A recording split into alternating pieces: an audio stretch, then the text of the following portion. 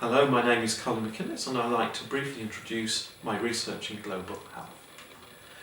This research is underpinned by two considerations. First, that globalisation has changed both the nature of health threats and responses to them.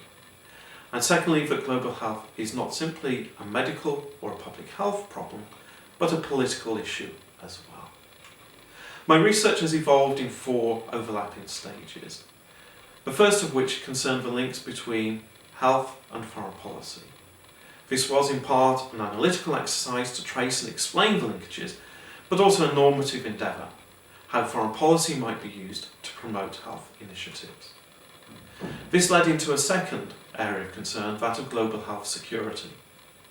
By the middle of the last decade, there was a policy consensus that health issues had implications globally, even if the threats were local in their origin, and had implications beyond health, for economics, for state stability. My work demonstrated that the link between health and security, although it existed, was nevertheless more complicated and more contentious, and in particular, that securitizing health might create negative side effects. By the end of the decade, my work was taking an increasing social constructivist turn, and in particular I was beginning to argue that global health was what we made it. And this reflected in the last two stages of my work. The third element then is that of global health governance. And here I introduced an ideational element into what had previously been dominated by material considerations of lack of resources or proliferation of institutional actors.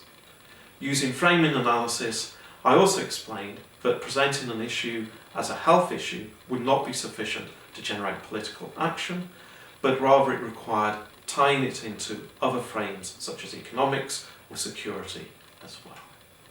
My final area of work has concerned global health risks. And here we identified that the language of risk was being increasingly used to depoliticise global health. I've argued instead that risk is a political move.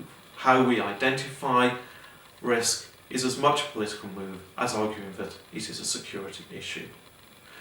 But also I've used risk to explain how health fits into a wider zeitgeist of societal vulnerability. Thank you very much.